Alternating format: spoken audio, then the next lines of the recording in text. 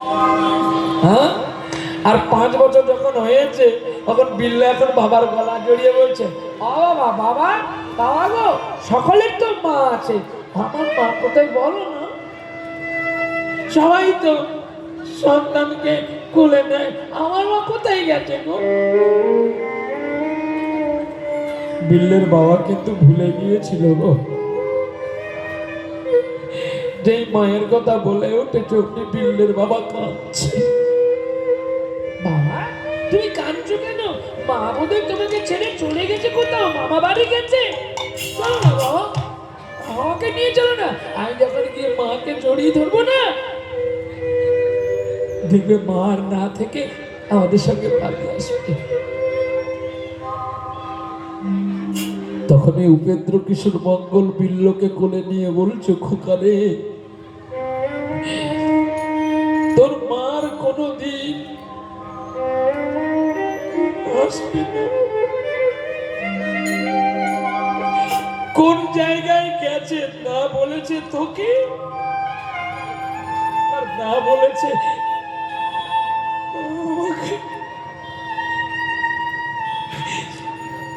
আমি তোর মায়ের প্রতি খারাপ ব্যবহার করেছিলাম রে। তাই এই শশাগর পৃথিবীর মাঝখানে তোর মা যে কোথায় হারিয়ে গেল আমি খুঁজে পেলাম।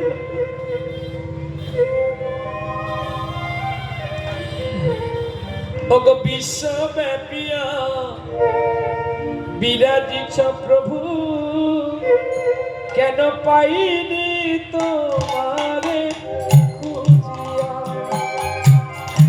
আমার বিশ্বব্যাপিয়া বিরাজিছ প্রভু, পাইনি তোমারে খুঁজিয়া। আমি অন্য নয়নে না পাই গেরিতি,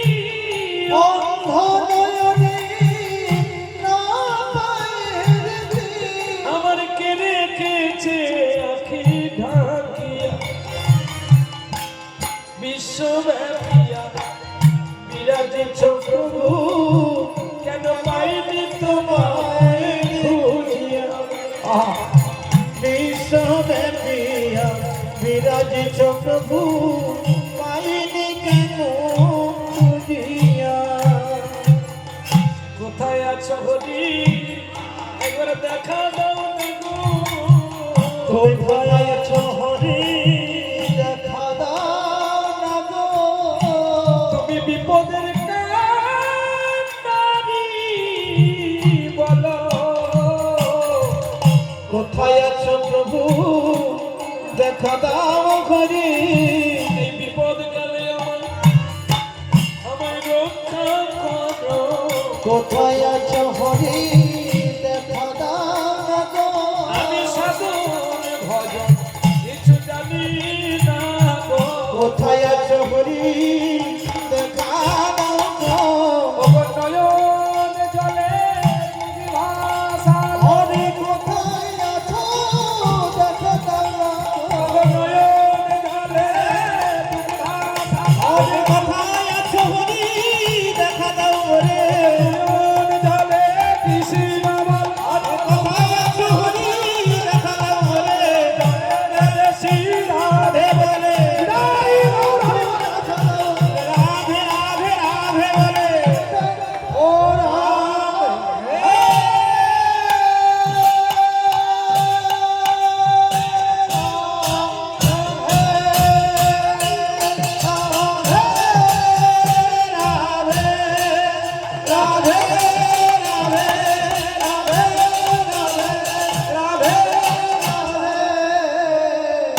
কোথায় আছো হরি, দেখা দাও গো। বাবা, বাবা গো, আমি মায়ের কথা বলতে যখন তুমি কাঁদলে, আমি এই তোমার চরণ ছুঁয়ে বললাম, আর কোনোদিন আমি মায়ের কথা তোমার কাছে বলবো না। আমি বুঝতে পেরেছি মাকে তুমি বড় ভালোবাসো। বেশ বাবা, এই দেখো আমি না কত সুন্দর গান শিখেছি জানো। ছোট্ট বিল্ল বুঝে নিল যে তার মা বেঁচে। ও বাবা, বাবা, বাবা চোখের জল মুছে দেবে। বাবা, আমি না কত ভালো গান শিখেছি। তুই গান কোথা থেকে শিখলি খোকা? কেন তুমি গাইতে, রান্না করতে? হ্যাঁ রে খোকা, তুই কি গান শিখেছিস একবার গা না? গাইবা? হ্যাঁ গা গা। এবার গাইছিস না? এসো আনন্দ নবগণ সাজ, ওরে ভক্তাদি নয়নাভি, চরণে শরণ নিয়া, ধন্য কল ব্রজদা।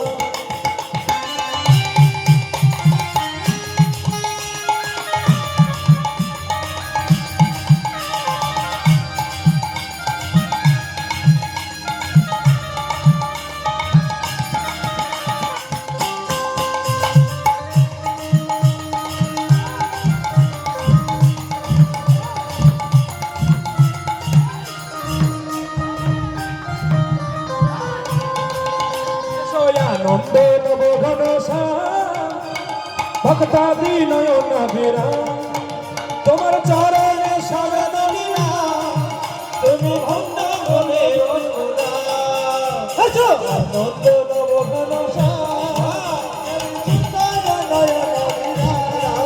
তোমার চরণে শরণ নিয়া, ধন্য ত্রিভুবনদা।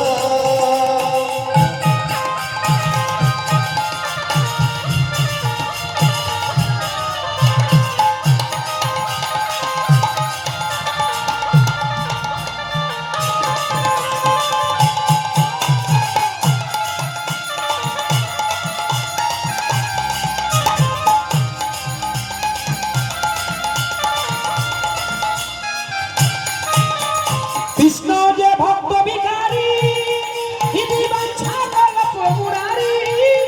হরে কৃষ্ণ যে ভক্ত ভিখারি, হরে কুঞ্জ কানন বিহারি। যার নামেতে, যার প্রেমেতে, যার সবলেতে প্রেম বাঁশুরি, যেন শুনিলে পুরে মন। এসো আনন্দ নবঘন হরি সুন্দর নয়ন বিহার, তোমার চরণে শরণ নিয়া, ত্রিভুবনদা।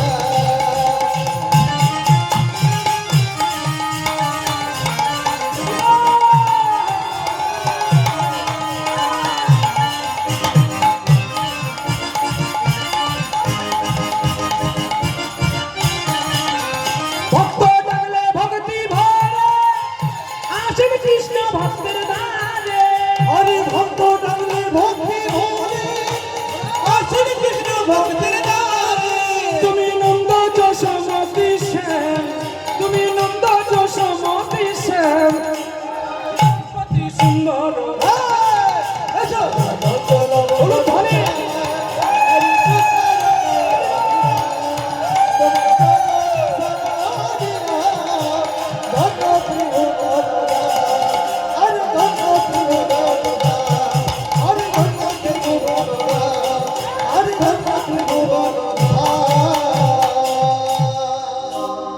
যার গান শুনে বাবা তার মরে যাওয়া স্ত্রীর কথা ভুলে গেল। इतना बढ़िया गान कब सीखा बेटा? पिताजी आप जब खाना बनाया था मैं भी गान सुना था। বাহ, তার বাবা রান্না করতো আর গান গাইতো গুনগুন করে, বিল্লু তার বাবার গলা জড়িয়ে থাকতো, স্মৃতিপটে ধরে নিত তার গানগুলোকে। আর এদিকে উপেন্দ্র কিশোর মঙ্গলের একটা ছোট ভাই ছিল যার নাম দেবেন্দ্র মঙ্গল, মানে বিল্ল মঙ্গলের কাকু দেবেন্দ্র মঙ্গল। ওই দেবেন্দ্র মঙ্গলের দুটো ছেলে ছিল, একজনের নাম সুরেশ, একজনের নাম মহেশ।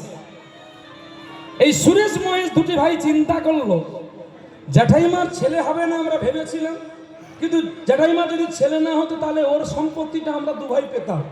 কিন্তু আজকে ভাগের কাঁটা হয়ে দাঁড়ালো, এই বিল্ল যতক্ষণ না মরছে আমরা কিন্তু ওর সম্পত্তি পাবো না। বিষয় যে কি বিষ, তাই এখন তো আপনারা ঘরে ঘরে টের পাচ্ছেন। আর লীলা শুনে কি করবেন? হ্যাঁ, একটা ভাই একটা ভাইয়ের জন্য খুন করছে সম্পত্তি নেওয়ার জন্য।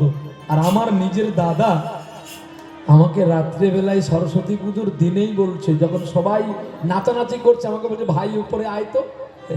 বলছে ভাই তুই কষ্ট পেয়েছিস, মা সকল সম্পত্তি আমাকে দিয়েছে বলে আমি রাতে রাতে তোকে রেস্টি করে দেবো কিছু সম্পত্তি, তুই নে।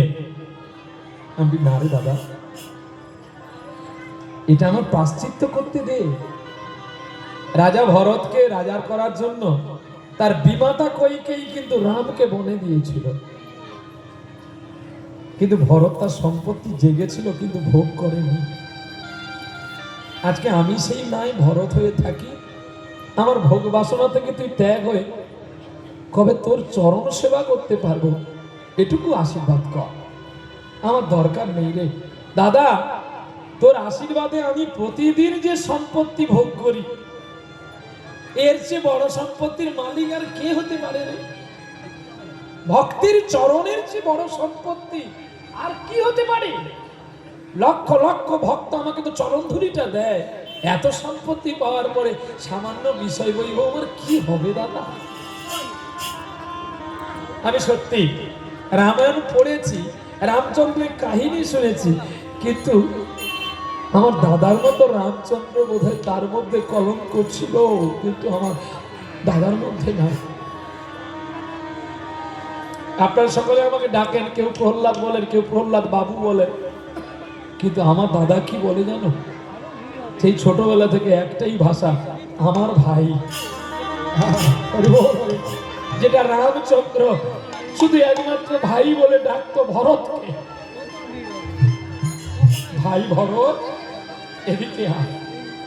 সবাই তো সব চেয়ে নিল, তুই কি নিবি নে?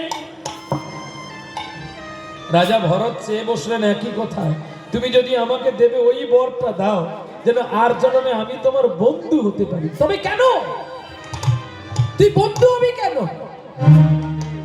আমি বন্ধু হয়ে সারাটা জীবন তোমাকে শুধু দেব,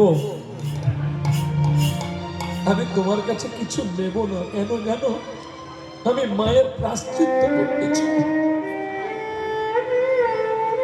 তাই ওই রাজা ভরত হলো এই দাপর যুগে কৃষ্ণ ভক্ত সুদামা, যে সারা জীবন কৃষ্ণকে দিয়েই গেল, কোনোদিন চাইল না যে আমায় কিছু। আর এই সুদামা বিপ্র কলি যুগে হলো শ্রীধর পণ্ডিত, যিনি নিমাই চাঁদের সন্ন্যাসের আগে যাকে কলার মোচা দিতে এসেছিল। আজকে এই বিজয় সম্পত্তির জন্য উপেন্দ্র কিশোর মঙ্গলের দুটি ভাইপো সুরেশ আর ময়ে চলে উঠল। বিল্লকে মারতে হবে। কি করে মারবো জানিস ভাই? একে কৌশলে মারবো। চল। তুমি বসে বসে কাঁদছো, দেখছো না গগনে কত বেলা হয়ে যাচ্ছে? সে কি রে, এই তো সবে সূর্য উদিত হলো। তুমি ঠিক বলেছো, কিন্তু আমার ভাইয়ের কত বেলা হয়ে যাচ্ছে বুঝতে পারলাম না। ভাই বড় হয়ে যাচ্ছে, ও স্কুলে যাবে না। কিন্তু বিল্লরে আমি তো কিছু জানি না, ওকে স্কুলে কি করে পাঠাবো, আমি তো কাজে ব্যস্ত থাকি। আমার উপরে ছেড়ে দাও, চল ভাই। ভাই রাত্রি ধরে নিয়ে যাচ্ছে। বিল্লের বাবা বলছে তোরা জানি ধর্ম জানে, তোরা যা নিবি তাই দেবো, কিন্তু আমার বিল্লের ক্ষতি করবি না। মাথা খারাপ। ছোট ভাই কাঁধে নিয়েছে গো, আর কাঁধে নিয়ে চলছে, গুনগুন করে গান গাইতে গাইতে চলছে। কে গান গাইছে? বিল্ল। এ ভাই ভাই ভাই, তুই গুনগুন করে কি গেছিস? ভালো করে গা, হেঁটে হেঁটে চল। এই সুরেশ, এই মহেশ, আমরা দুজনে দুই পাশে, আমার ভাই থাকে মাঝখানে। ভাইকে মাঝখানে নিয়ে চলছে, আর ভাই বলছে আমি গাইবো। গা না, আমি গাই।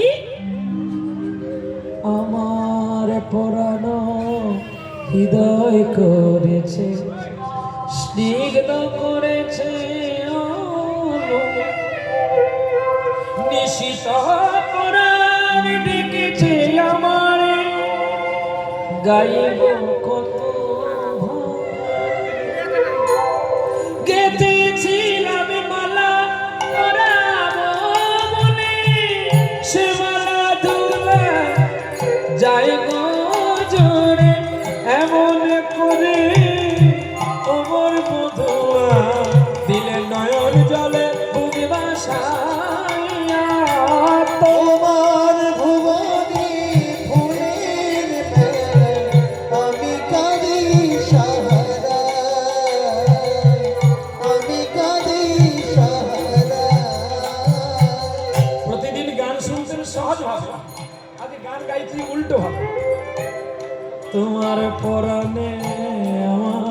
আলো রেখেছ কত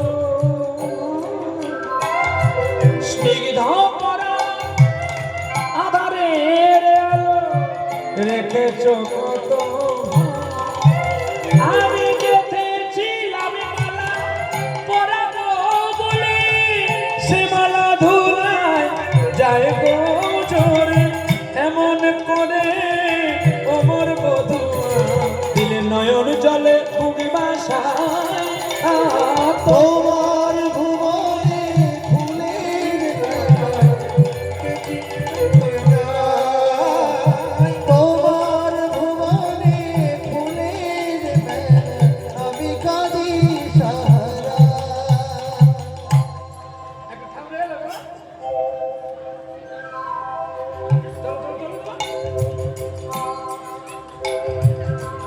আমি কাঁদি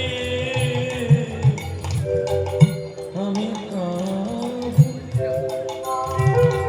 উষ্ণ মরু অভিশাপী নয়ে আছি আজ অবসাদী করে উষ্ণ আমার ভেঙে গেছে নাই কেন ভুল সুরে গানে ভরে তোমার ভুবনে ফুলের আমি কাঁদি সারা আমি কাঁদি সারা আমি কাঁদি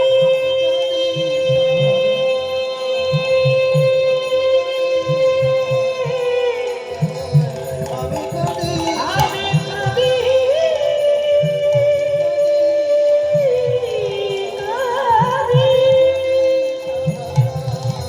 আমি কাঁদি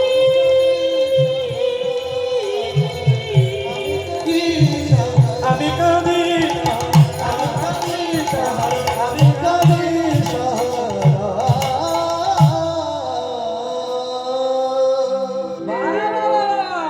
তুমি ভেতরে ভেতরে বেশ পেকে গেছো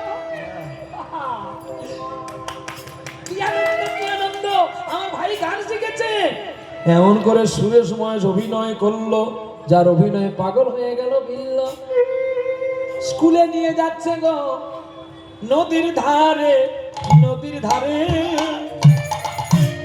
নদীর ধারে নদীর ধারে ওরে নদীর ধারে নদীর ধারে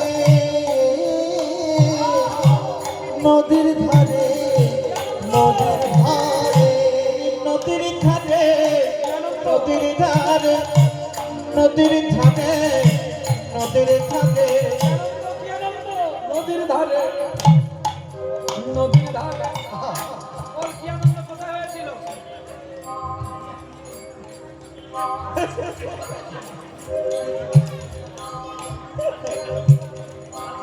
প্রতিদিন যদি তুই বাড়ি যা তাহলে তোর মাথায় থাকবে কি করে আরে কালকে তো আরতি নিতে কি আনন্দ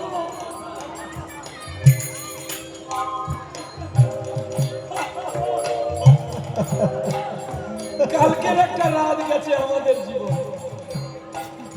কি আনন্দে গেছে খাওয়াও হলো না আর কি বলবো দুঃখের কথা না সারা রাত ঘুমও হলো শুধু আনন্দ হলো হ্যাঁ নদীর ধারে নদীর ধারে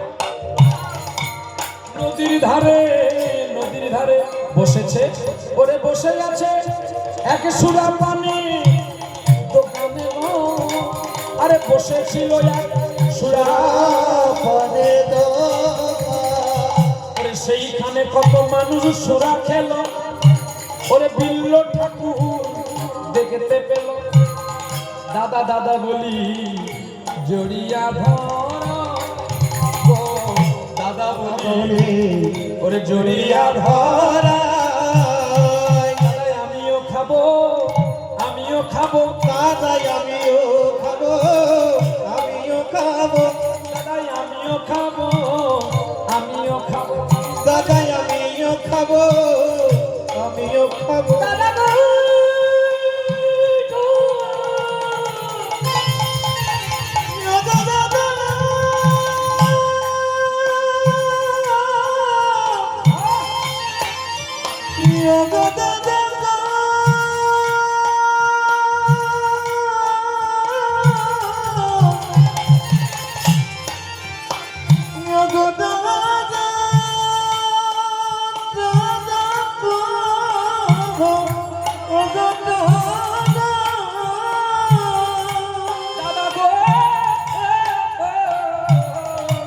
আমিও খাবো, আমিও খাবো, তারা ওদের সঙ্গে আমিও খাবো। না রে দেওয়া হবে না, দেওয়া হবে না, দেওয়া হবে না, দেওয়া হবে না। এই বয়সে হ্যাঁ। দেওয়া হবে না। আরে এই বয়সে দেওয়া হবে না, তোমার বয়স হলে দেবই আমি, দেওয়া হবে না। বয়স হলে দেবই আমি, দেওয়া হবে না। বয়স হলে দেবই আমি, দেওয়া হবে না। বয়স হলে দেবই আমি, দেওয়া হবে না, দেওয়া হবে না, দেওয়া হবে না। তোমার বয়স হলে দেবো, এখন দেওয়া হবে না। না আমি খাবো, তুমি যদি না দাও আমি বাবাকেই বলে দেবো। এই চুপ, মারবো গালে। তুমি আমাকে মারবে, এই চুপ থাক। জানছিস কেন তুমি আমাকে মারবে বলতে আমার দেবে না? ওরা কারা খায় জানি, বড় হলে খায়। ওগুলো কি? ওগুলো অমৃত, আমিও খাবো। স্বর্গের দেবরাজ ইন্দ্র অমৃতকে অমর হয়েছে, আমিও অমর হবো। তবে শোন, এ অমৃত খেলে কিন্তু কেউ যদি জিজ্ঞাসা করে তুই বলে দিস, তাহলে তুই অমর হতে পারবি না। হ্যাঁ, এ কেবলমাত্র তুই, আমি আর তোর ছোটদা জানবে, আর কেউ জানবে না। বাবা যদি জিজ্ঞাসা করে বলা হবে না, কিন্তু বাবাকে না বললে বাবা যে কষ্ট পাবে, আমরা সেগুলো বুঝে নেব। তুই আমায় কথা দে, আমরা তিনজন ছাড়া কেউ জানবে না। ও দাদা, আর কেউ জানবে না। ব্যাস, প্রতিজ্ঞা সূত্রবদ্ধ হয়ে গেল। 5 বছরের বিল্লকে নিয়ে গেল সুরা পানের দোকানে, সুরা খাওয়ালো। খাওয়াতে খাওয়াতে 18 বছর বয়স হয়ে গেল বিল্লে।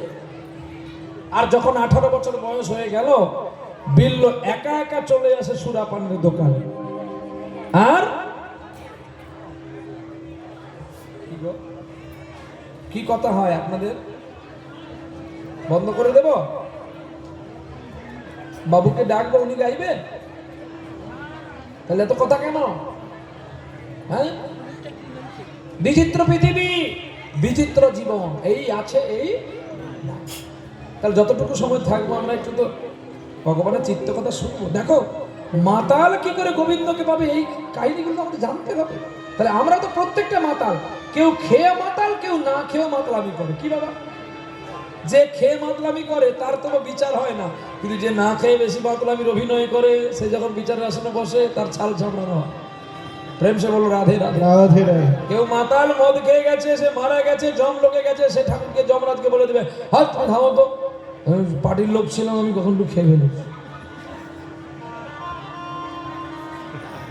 যমরাজ তখন বলবে, আরে এটা পার্টির লোক ছিল, পার্টি লোকে জোর করে মদ খাইয়ে দিয়েছে, তাই মরে গেছে, ওর বিচার হবে না, ছেড়ে দে, ছেড়ে দাও, ছেড়ে দাও।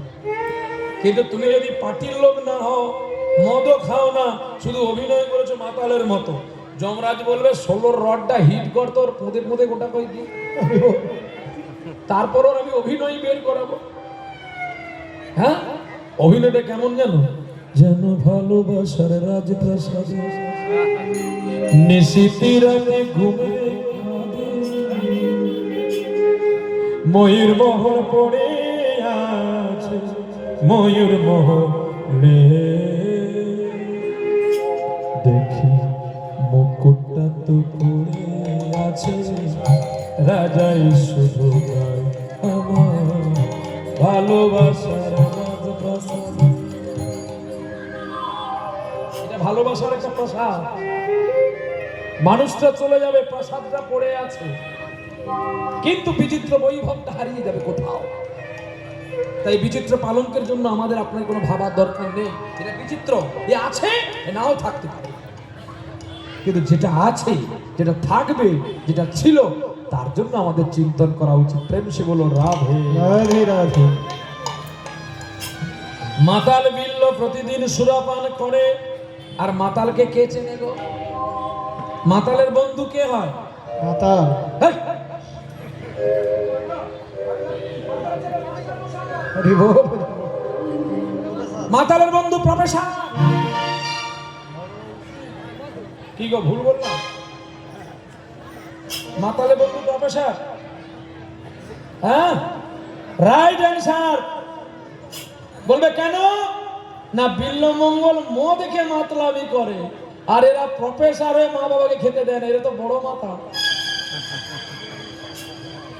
কি এরা স্কুলের টিচার, এদের কাছে ছাত্র পড়ে না জানোয়ার হয় ঠিকানা নাই। কারণ যে লোককে জ্ঞান দেয় সে মা বাবাকে ভাত দেয় না। যদি এখানে টিচার থাকতে পারে রাগ করলে দুঃখ নাই, কারণ আমাকে ডেকেছেন, টাকাও পেমেন্ট দিয়ে দিয়েছেন, আমি টাকাও দেখে নিয়েছি, ভালো কথা বলো, ভালো ডাকতে পারে না ডাকতে পারে, কিন্তু কথা দুটো বলে যাও ভালো। কি বাবা? তাই এসেছি কোমরে উড়ানি বাঁধা নাই, কিন্তু খুলবে না, খেচে পড়েছি। যারা বেশি শিক্ষিত তারাই জগতে বেশি মূর্খের কাজগুলো করে। বাবা মা না খেয়ে না ঘুমিয়ে ছেলেকে চাকরি করালো, মাস্টার ডিগ্রি করালো, আর সেই ছেলে মাস্টার হওয়ার পরে একটা ফুটফুটে বৌমাকে বিবাহ করার পরে বলে আমি এখানে থাকবো না। এক রাত্রের মধ্যে এমন এক জায়গায় ইঞ্জেকশন করলো, সকালবেলায় ছেলে তার বউকে নিয়ে ভাগ। কি গো, নচিকেতা মদ খেতে পারে, শিল্পী জগতে সে যে গানটা করেছে একটু ভেবে নেবেন। ছেলে আমার মস্ত বড় মস্ত অফিসার, ওসব কথা যায় না দেখা এপার ওপার, আমার সাথে আসবাবপত্র আলমারি আর আয়না এসব নাকি বেশ পুরনো ফ্ল্যাটে রাখা যায় না, আমি আর কাছাকাছি শুধু দিয়ে আসছো, আমার ঠিকানা শুধু হবে বৃদ্ধাশ্রম। এইগুলো বাস্তব। সব গান করলে তাহলে তো আর লীলা হবে না শোনা। ছেলে আমার মস্ত বড় মস্ত অফিসার, মস্ত ফ্ল্যাটে যায় না দেখা এপারে ওপার, নানান রকম জিনিস আর আসবাব দামি দামি, সবচেয়ে কম দামি ছিলাম একমাত্র আমি। আমার ব্যবহারের সেই আলমারি আর আয়না ওসব নাকি বেশ পুরনো ফ্ল্যাটে রাখা যায় না। ও তার বাবার ছবি ঘড়ি ছড়ি বিদে হলো তাড়াতাড়ি, ফেলে দিল কাকে খেলো পোষা বুড়ো ময়না। স্বামী স্ত্রী আর শেষে আমি জায়গা বড়ই কম, আমারই ঠিকানা তাই বৃদ্ধাশ্রম। এটা বৈচিত্র্য পৃথিবী। কিন্তু যারা টোটো চালায়, এই সংসারে যারা টোটো চালিয়ে ভাত খায়, ওই মাস্টার মশাইকে বলছি ওর কাছে শিক্ষা নাও। যে কোনোদিন স্কুলে যায় না সে টোটো চালায় আর বিড়ি খায়, কিন্তু বাবা মাকে ভাত না দিয়ে সে নিজে খায় না, ওই ছেলের মতো পরম পুত্র আর কে হতে পারে? অধিক জ্ঞানী হয়ে লাভ কি? সে তো অন্ধ। সে নিজের পরের মেয়েকে বিয়ে করে স্ত্রীকে চিনেছে, কিন্তু যার গর্ভ থেকে জন্ম নিয়ে তাকে চিনবে। বলছি বলে রাগ করবেন না, কিন্তু কথাটা সত্য কিনা দেখো। আর যেই মায়েরা যেই বোনেরা ওই রাতের বেলা ইনজেকশন করে তোমার স্বামীকে নিয়ে তুমি অনেক দূরে বাবার বাড়ির কাছে ঘর করো কেন? বাবার বাড়ি দুর্বল বলে, স্বামীর স্কুলের টাকা বাবার বাড়ি পাইচার করবে বলে, তাই 10 কিলোমিটার অন্তর বাড়িটা করলে। এটা তুমি জেনে রেখো মা, তুমি তো তবু বাড়িতে থাকতে পারলে। তোমার ছেলে দেখেছে, তোমারও ছেলে হয়েছে, সেও দেখেছে যে আমার বাবা মা আমার ঠামি দাদুকে ভাত দেয়নি, তাহলে ওই মা বাবাকে আমার বাড়িতেও আমি কোনোদিন রাখবো না। সেদিনই তোমার ভাগ্যে আসবে ওই জায়গা। কলকাতা বারাইপুর গোবিন্দপুরে আছে বৃদ্ধাশ্রম। তাই আর চিত্ত শুদ্ধ করো, মা বাবাকে ভক্তি করো, পরে কীর্তন শুনতে আসবে। কীর্তন যেদিন কোনো শুনতে পারবি রে বাবা, কিন্তু মা বাবা চলে গেলে কার করবি সেবা? বেঁচে থাকতে এক মুঠো ভাত দাওনি যাদের মুখে, মরলে নিমন্ত্রণ করে খাওয়াচ্ছ পাড়ার লোকে। ওটাই কোনো পুণ্য নাই, ওটা লোক দেখানো কেবলমাত্র ভণ্ডামি আর ছাই। লোক যত ভালো করে খাওয়া না কেন, বলবে খাবারটা ভালো হয়, শুক্তটা ভালো হয়েছে তো পনিরটা ভালো হয়, আর পনিরটা যদি ভালো হয়েছে ফুলকপিটা ভালো হয় না। কিন্তু কোনো মা বাবা কোনো সন্তানের কাছে কিছু চায় না, শুধু চায় যেন বৃদ্ধকালে তাদের কাছে দুটো অন্ন পায়, আর কৃষ্ণ গুণগান শুনতে শুনতে যেন তারা পরলোক প্রাপ্তি হয়ে যায়। প্রেম সে বলো রাধে রাধে। এবার আপনাদের ব্যক্তিগত ব্যাপার, আপনারা বাবা মাকে ভাত দেবেন কিনা আমার বলার কর্তব্য আমি বলে গেলাম। কারণ জোর করে এঁচোড়কে গ্যাস দিলে পাকে বটে, এঁচোড় কোনোদিন কাঁঠাল হয় না, এঁচোড় এঁচোড়ই থাকে। অতএব জোর করে আমি বললাম, আপনি ঘরে মারামারি করেন, উৎপাত করেন, মাকে ভাত দেবেন, সে ভাত দেওয়া যায় আর বিষ দেওয়া তা বিদায় গৌর শুদ্ধ হয়ে ভক্তি হয়ে দেবেন, তাতেই দেখবেন মা বড় খুশি হয়, বাবা বড় খুশি হয়। রাধে রাধে রাধে রাধে। দুপুরবেলায় কদম তলায় ও বাসি ভাই আসবে, নেশায় পাগল হয়ে গেছে দিল। আর অদূর থেকে একজন অপরূপ সুন্দরী নারী, তিনি চলছে কলসি কক্ষে নিয়ে গান গাইতে গাইতে চলছে। সাবেরিয়া চিত্তচরণে বেরিয়া চিত্তচরণে সাবেরিয়া চিত্তচরণে সাবেরিয়া চিত্তচরণে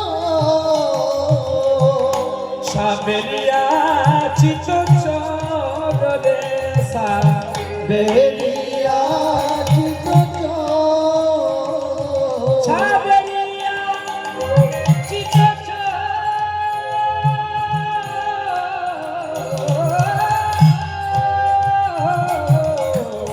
সাবেরিয়া চিত্তচরণে সাবেরিয়া চিত্তচরণে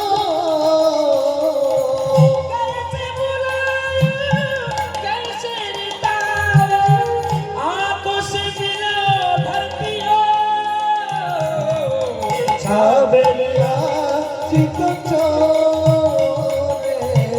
সাবেরিয়া চিত্তচরণে সাবেরিয়া চিত্তচরণে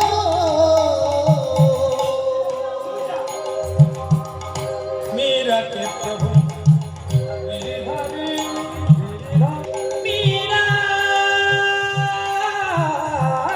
के मिनती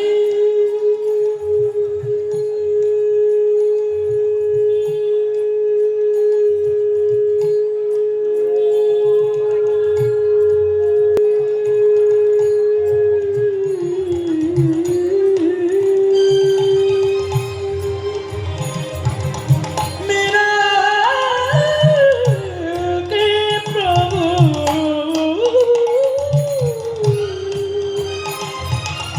गिरधारी गिरधारी गिरधारी गिरधारी मीरा गिरधारी धरती पर आके सुरो साबेरिया चित्तचरणे साबेरिया चित्तचरणे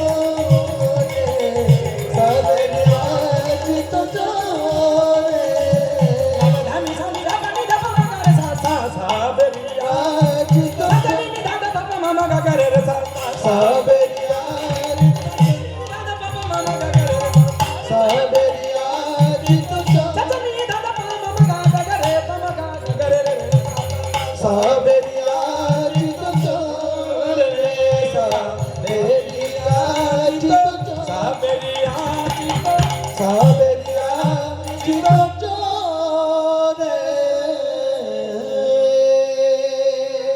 মাতাল হাতে সুরার পাত্র নিয়ে দাঁড়িয়ে গেল। নদীটির নাম কৃষ্ণবেনা, ওপারে নারী এপারে বিল্ল। মাতালে মাতালে মিলে পণ্ডিতে পণ্ডিত, সাধুরে সাধু মিলে চড়েতে চো। এক মাতালকে টলতে টলতে বলছো, কিরে ওদের খুব খেয়েছি বেশ করে, তোর বাবার কি? আরে আমার বাপ তোলে গান দিচ্ছিস কেন? তো তুই বলবি কেন খেয়েছি বলে? আমার বাবার টাকায় খেয়েছি। তুই না আমার বন্ধু? তুই আমার কিসের বন্ধু? তুই নেওয়ার বন্ধু, তুই আমার দেওয়ার বন্ধু নাকি? চুপ কর, মুখে লাথি মারবো। এই বাড়াবাড়ি হয়ে যাচ্ছে কিন্তু, বেশ করেছি। তুই খেতে চলে গেলে আমার ডাকলি না কেন? তুই যখন যাস আমাকে ডাকিস না। দুই বন্ধু তর্ক চলছে, মাতালে মাতালে। তুই যাই কর না কেন, আর আমি তোর সঙ্গে বন্ধুত্ব রাখবো না। বেশ নাই বা রাখিস। না না না না, আমার সঙ্গে বন্ধুত্ব কর। বিল্ল বলছে, দেখ তুই আমায় দু কথা বলেছিস, আমিও দু কথা বলেছি, কিন্তু এই নে তুই একটু খেয়ে নে, অমৃত খেয়ে নে, দে দে দে, দুজনে খেয়ে একদম টইটম্বুর নেশা। তোর যে ভাই, ওই যে কৃষ্ণবেড়া নদীর ওপারে ওই যে মেয়েটারে কি নাম বলতো, তুই জানিস না ওর নাম? বলছে না, ওর নাম তো চিন্তামণি।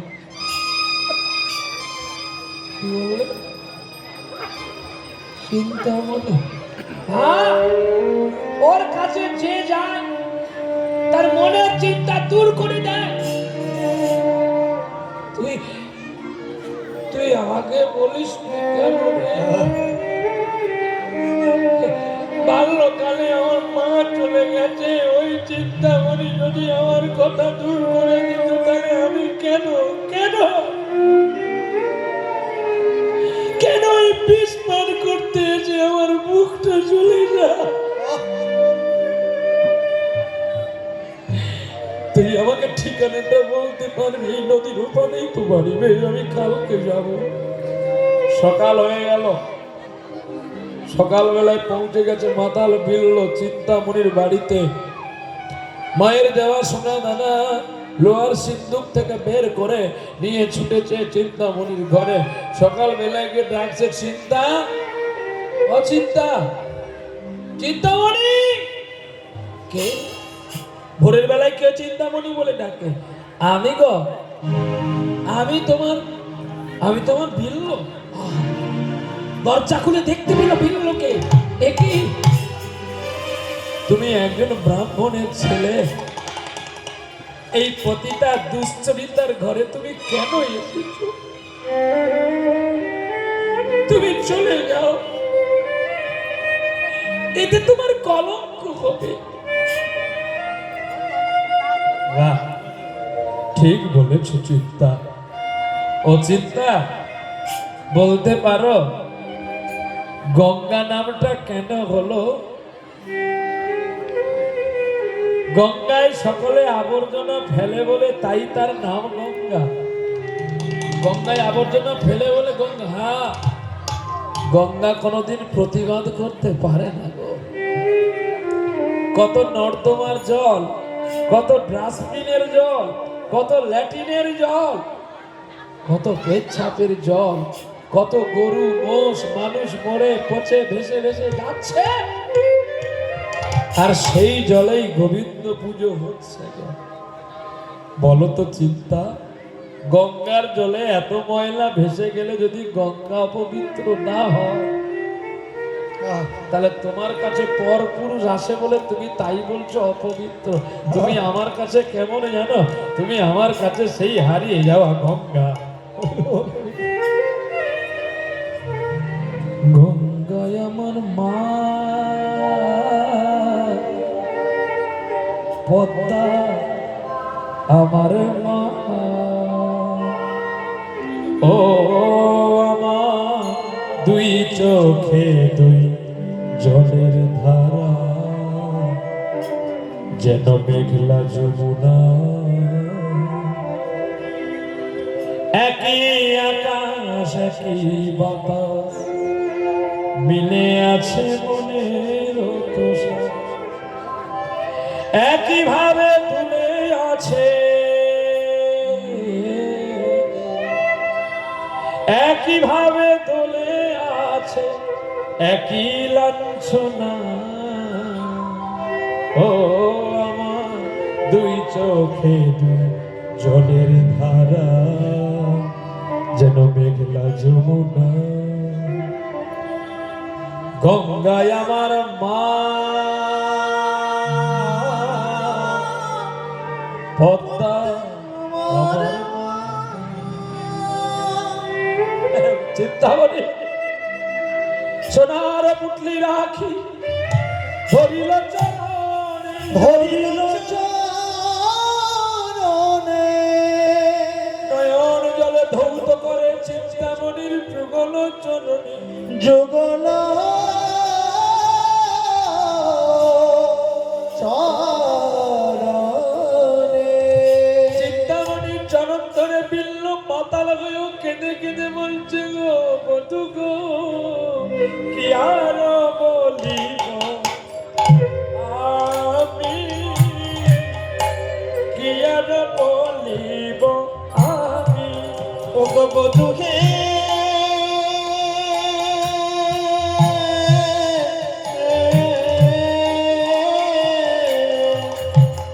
কি আর বলিব আমি হে কি আর বলিব আমি।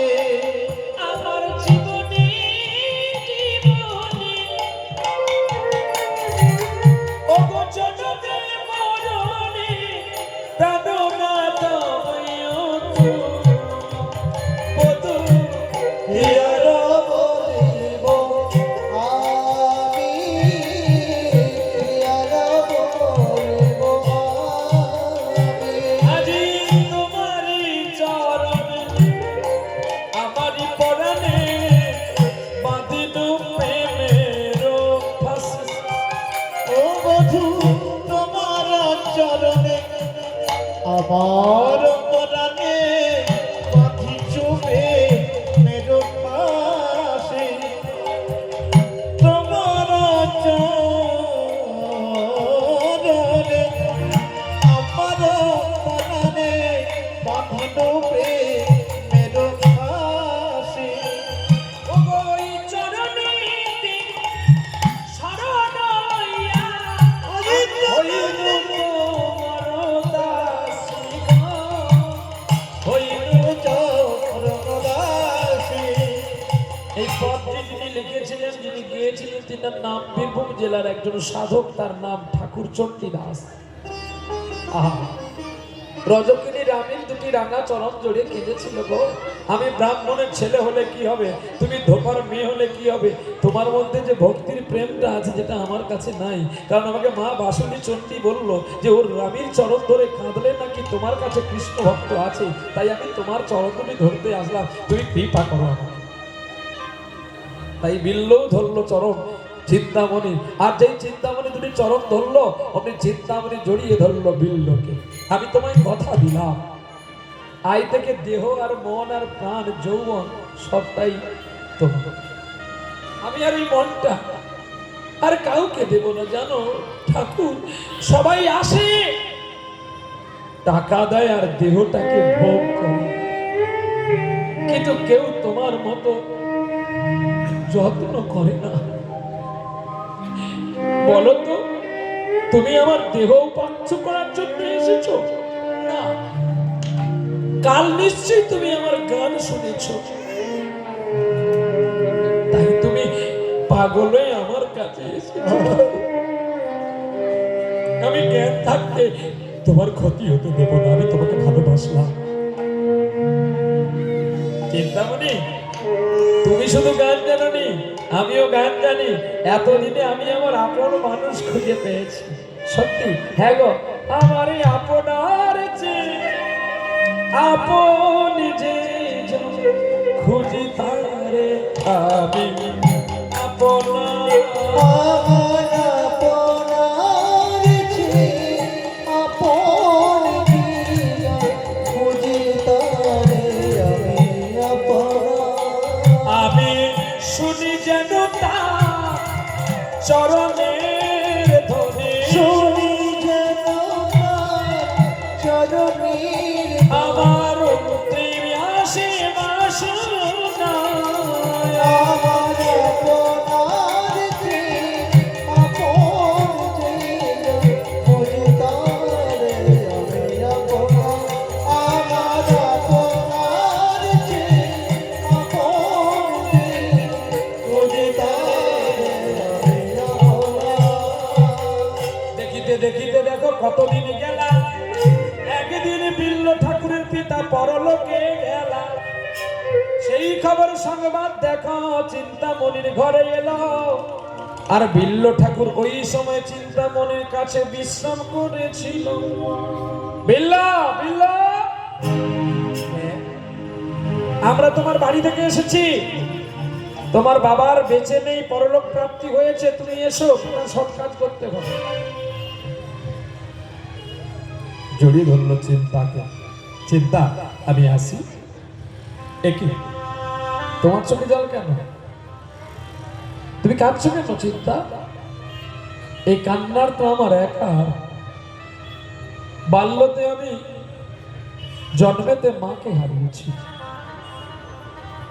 বাল্য থেকে আমি যৌবনে আমার বাবাকে হারালাম। পারলাম না আমি ওই পবিত্র পিতার একটু চরণ সেবা করতে। তবে তুমি কেন কাঁদবে বলো চিন্তা, তুমি কেন কাঁদবে? বিল্লর হাতটি ধরে বলছে, আজ যদি আমি তোমার স্ত্রী হতাম, তোমার বাবা চলে গেছে, আমি তো মৃত বদনটা দেখতে পেতাম। তুমি আমাকে সেই স্বীকৃতিটা দিলে না, আর আমার দেখাটাও হলো না।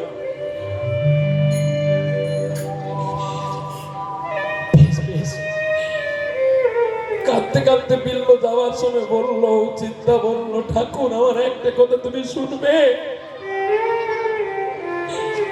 তুমি তুমি তুমি এক কাজ করো ঠাকুর গো, তুমি তোমার বাবার শ্রাদ্ধ ক্রিয়া না যাওয়া পর্যন্ত তুমি আমার কাছে আসবে না। বেশ,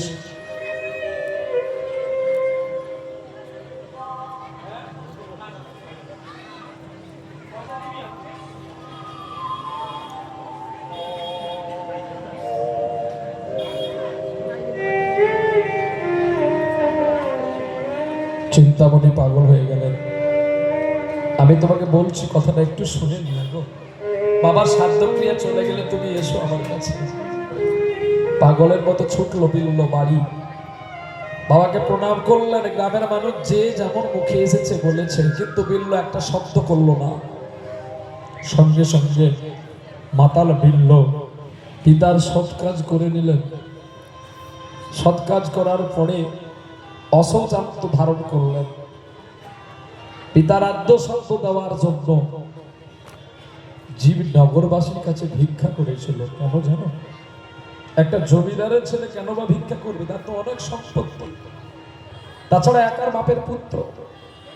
বিল্লমঙ্গল এই কারণে ভিক্ষা করলো যে পিতা চলে গেছে আর আমি পাবো না। অতএব পিতৃ ঋণ পরিশোধ তো হয় না, যদি কাঙাল সে একটু পিতার জন্য উদ্দেশ্যে একটু ভিক্ষা করতে পারি, তবু আমার মনটা একটু শান্তি করে। তাই তিনি মহৎ কাজের জন্য তিনি ভিক্ষা করতে বেরিয়েছিলেন। আর আজকে এই মহৎই হরিবাসু যারা করে, তারা যে কত কষ্ট যন্ত্রণা নিয়ে থাকে কেবলমাত্র তারাই জানে। এটা বিচিত্র হরিবাসন। এই হরিবাসনে অনেকে অনেক কিছু বলতে পারে, কিন্তু হরিবাসনটা গড়তে কেউ পারে না। তাই ভগবান কৃষ্ণ গর্গমুনির কথায় প্রবাসের যোগ্য করার পরেও তিনি নিজে ভিক্ষা করেছিলেন, কারণ পাপের প্রায়শ্চিত্ত করার জন্য।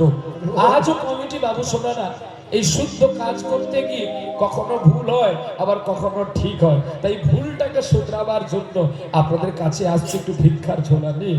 আপনারা যে যেমন পারবেন গোবিন্দ সেবার জন্য একটু ভিক্ষা দেবেন।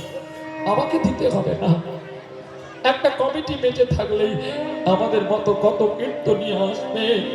কিন্তু কমিটি যদি না থাকে আমাদেরকে কে আনবে? এত এত টাকা দিয়ে কে আনবে? কমিটিরাই পারে। তাই আমাদেরও কর্তব্য এই কমিটিকে একটু ভেবে রাখা। প্রেমিসে বলো রাধে রাধে। আমি কমিটি বাবুসোনাদের বলছি, তোমরা এসো, 2-4 জন 10 জন মিলে তাড়াতাড়ি করে ভিক্ষাটা করে নাও। আর এই সময়ের মধ্যে আমিও বিল্ল ঠাকুরের বাবাকে আদ্য সান্ত্বনা সমাপ্ত করে দিই। কমিটি বাবুসোনাদের বলছি, তোমরা তাড়াতাড়ি করে এসে ভিক্ষাটা করে নাও। শুনে নি নাকি? হ্যাঁ,